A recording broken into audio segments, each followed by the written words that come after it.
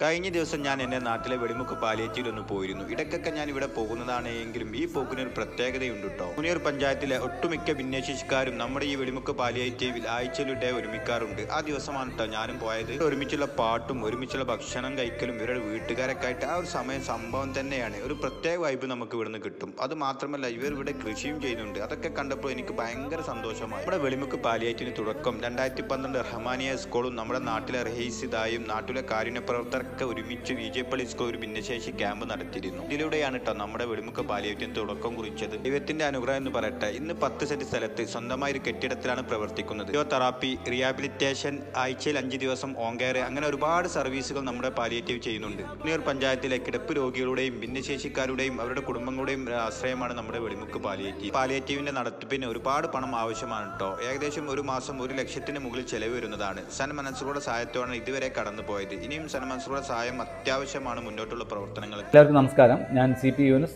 Velimukku palliative centre സെക്രട്ടറിയാണ്. 2012 തുടക്കം കുറിച്ച വെളിമുക്ക് പാലിയേറ്റീവ് സെന്റർ ഇന്ന് 13 വർഷം പിന്നിട്ടിരിക്കുകയാണ്.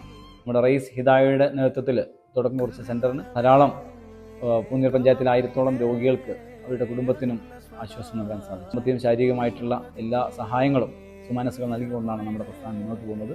തീർച്ചയായിട്ടും തുടർന്ന് നിങ്ങളുടെ പ്രവർത്തനത്തിൽ നിങ്ങളുടെ പങ്കാളിത്തം ഉണ്ടായിരിക്കണം എന്ന് അറിയിച്ചുകൊണ്ട് താങ്ക് യു.